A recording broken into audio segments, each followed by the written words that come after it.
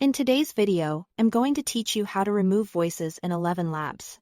If you need to clean up your voice library and delete a voice you no longer want to keep, this process is very straightforward.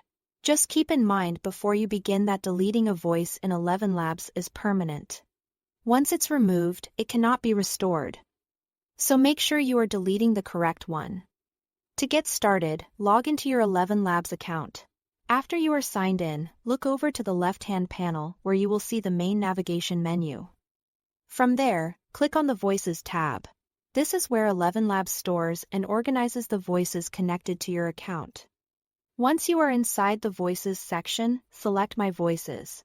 This area shows the voices you've created, cloned, or added to your personal voice library. Take a moment here to carefully locate the specific voice you want to remove. If you have several voices saved, it's a good idea to double-check the name and make sure you've selected the right one before moving forward.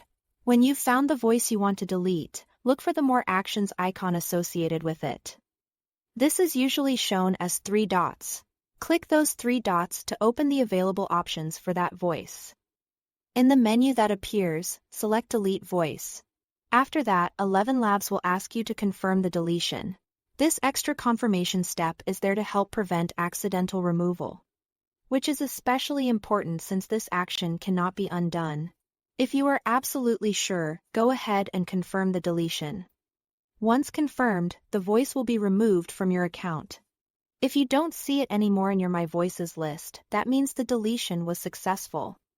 As a quick reminder, deleting a voice is permanent. If here is any chance you might need that voice again later. Pause for a moment and make sure you really want to remove it before confirming.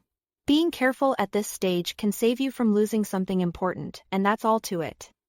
Thanks for watching.